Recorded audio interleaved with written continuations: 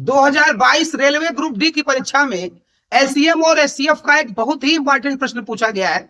आइए देखते हैं इस प्रश्न को।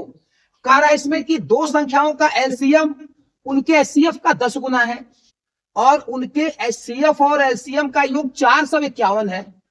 यदि संख्याओं का योग 287 है तो दोनों में से एक संख्या कौन सी होगी? तो पहले यदि एचसीएफ को के मान लिया जाए, यदि एचसीएफ को के मान लिया जाए तो एलसीएम इसका 10 गुना है, तो एलसीएम कितना हो जाएगा? 10 के। एचसीएफ के हो गया तो एलसीएम 10 के हो गया और दोनों का जो योग है वो दे रहा है कि 451।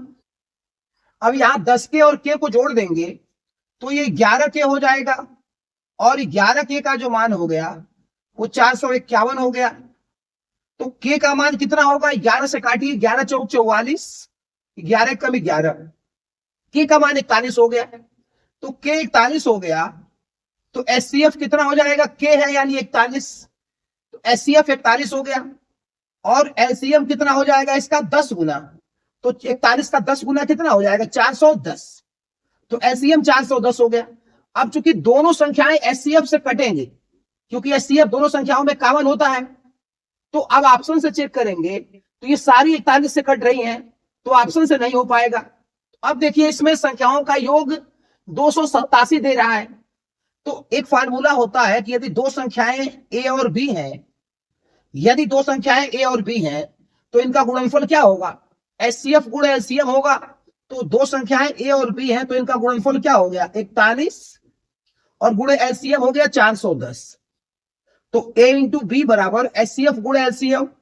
अब चूंकि एचसीएफ तो दोनों संख्याओं में होगा, 41 दोनों संख्याओं में होगा, इसी देखिए इसको ऐसे लिख सकते हैं हम लोग, 41 गुणे 410 को लिख सकते हैं 41 दहा में 410, 41 गुणे 2 गुणे 5, इसको ऐसे लिख सकते हैं।